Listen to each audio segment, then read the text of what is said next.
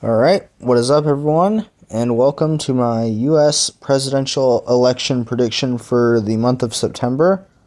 I will be doing, of course, one for September. I'll be doing another one in October, and then I'll be doing one a day or two probably before the election. And the one in November, a day or two before the election, will be my final prediction. So, yeah, this is not my final prediction. Because, well, polls in September and October usually aren't too accurate, but the polls that come out a day or two before the election, they're usually somewhat accurate. So, my final prediction will be going based off those polls that come out in November, as opposed to the polls that we are receiving now. The polls we are receiving now heavily favor Harris, but well, we saw what happened with 2016 and 2020, so I wouldn't yet say that a Harris victory is guaranteed, though I do think that this is a special occasion. This is not an election like 2016 or 2020, so I do think that the results will be slightly different. I feel like Harris is slightly more favored to win over Trump because, well, I mean, the stuff that's coming out about Kamala Harris right now.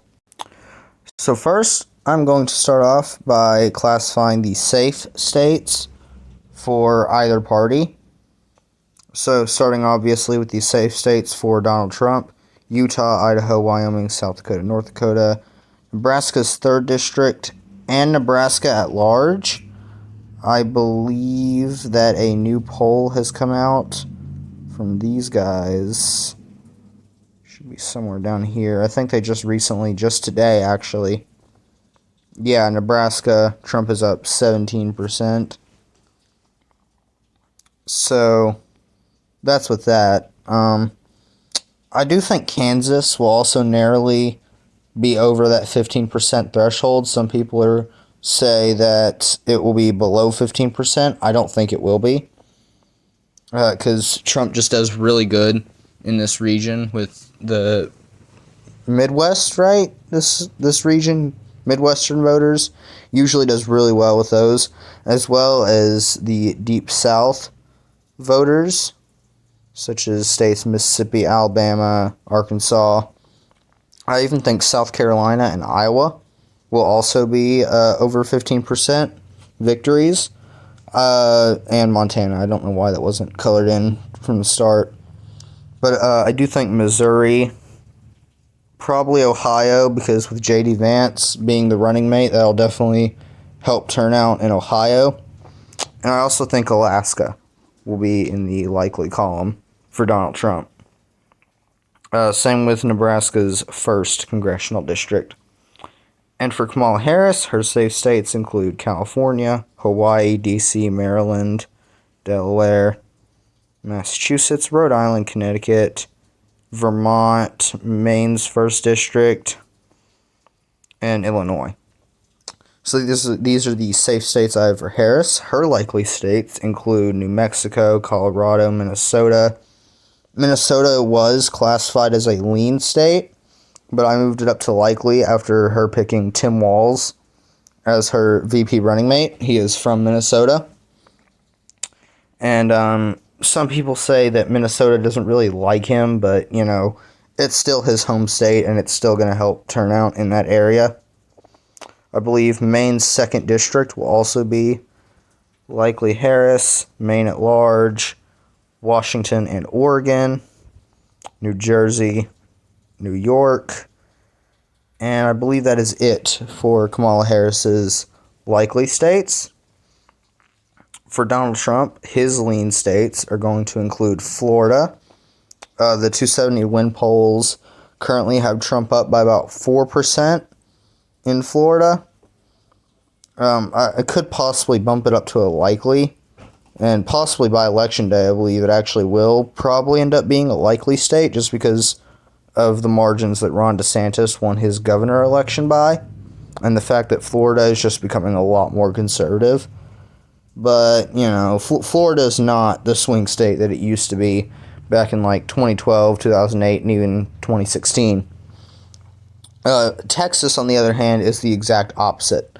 It is starting to become a swing state, and I definitely think by this election it will vote to the left of Florida, unlike what we saw in 2016 and in 2020.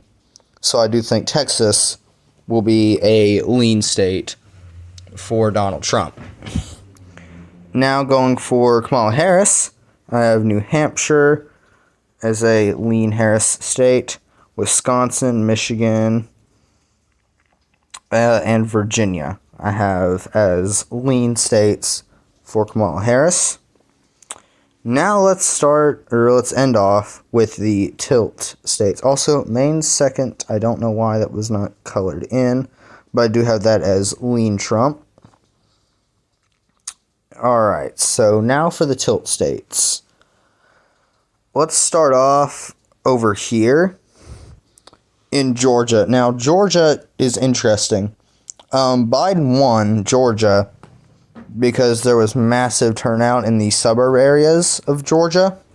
There's just huge turnout for Biden, and unexpectedly he was able to win Georgia because of that. North Carolina, it's been looking promising for Democrats, especially in the governor races. They've actually started winning a lot of governor races. I believe they elected a Democrat governor the last time they had a governor election, and they will most likely elect a Democratic governor this time as well. I believe Josh Stein is going to absolutely destroy Mark Robinson. Well, not destroy. It'll be less than 5% victory. I don't know. It'll be like a 3-2% victory for Josh Stein, in my opinion. Will it go blue for Harris this time around, though? I really don't think so. I think it'll go for Trump by less than 1%. And with Georgia, same with Georgia. Honestly, I think Georgia will also be a tilt red state. I don't think Kamala Harris will be able to have the turnout quite like Joe Biden did. She'll still obviously get massive turnout from like the Atlanta areas of Georgia, but I don't think she'll have that same Biden turnout that happened in 2020. So I think Trump will narrowly win the state of Georgia, as well as Trump narrowly winning the state of North Carolina. Pennsylvania, though, I do have going to Kamala Harris by less than 1%. I think it would have definitely helped her if she had chosen Josh Shapiro as the running mate, because that would have almost guaranteed Pennsylvania for her. But, I mean, Tim Walz, definitely not the best choice, but she could have chosen worse. I think I heard somewhere that, that someone said that Jimmy Carter would have been a really good choice, and I'm like, what are you doing? Like, Jimmy Carter is going to be 100 in October. That is not someone I want. That is not someone I would want on a ticket for vice president. That's just no. Like, maybe it could have helped her win Georgia, but I mean, I don't really know, because that was way back in the late 70s, early 80s. Like, I don't think Georgia feels the same way. I don't think they'd be as excited about Jimmy Carter nowadays as they were back then.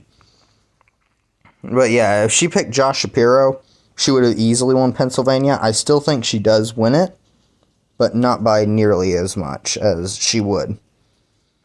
Arizona, I believe Arizona is going to... okay, I really don't know with Arizona. Let's start off with Nevada. I think Nevada will go blue for Harris, because, like, the Vegas, mostly the Vegas area, and Washoe County, I think it is. I don't think Trump will win either of those counties. He may get Washoe County pretty close, but I don't think he'll win it, and he definitely won't be winning Vegas County.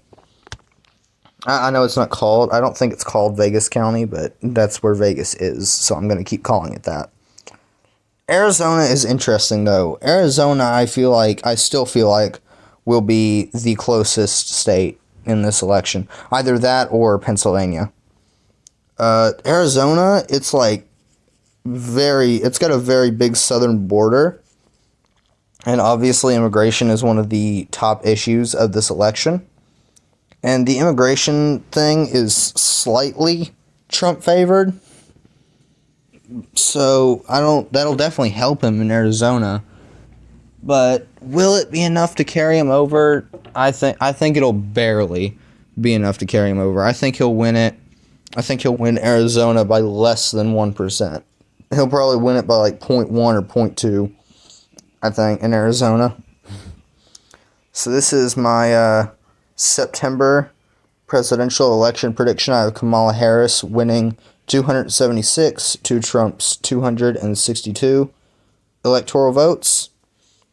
And if you saw the video that I posted either earlier or yesterday, I posted the Kamala Harris, my endorsement for Kamala Harris.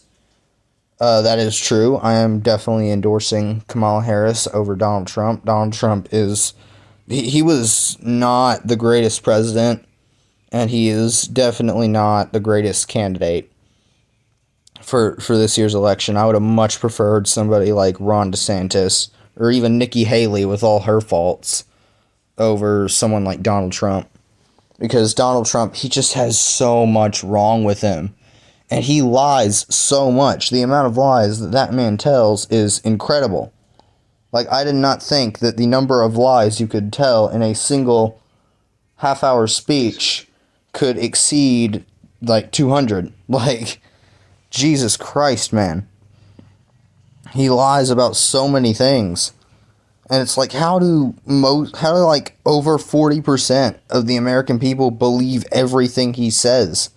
Like, where'd you get your information? Donald Trump. Like, that's not a good information source. With his record of stuff that he said, that I would not rely on him for information for anything. Kamala Harris, I mean, of course she's not perfect, but if it's between these two, God, I'm endorsing Harris, because Trump is just, he's terrible, and that's only about, like, his demeanor and his character. I'm not even going to go into his disastrous policies that nearly destroyed the middle class. Like, dear God, this man, I could go on a rant for freaking almost an hour about everything that Donald Trump did wrong. If you want me to post a video, if you really want a video like that, I'll be happy to do it before Election Day, but dear God, if you want to hear me rant about Donald Trump, go over to my brother Waylenberg the First channel and check out his updated President's Tier List video. That will tell you everything you need to know. So with that being said, that is going to be it for this video. Hope you guys enjoyed, and I'll see you in the next one.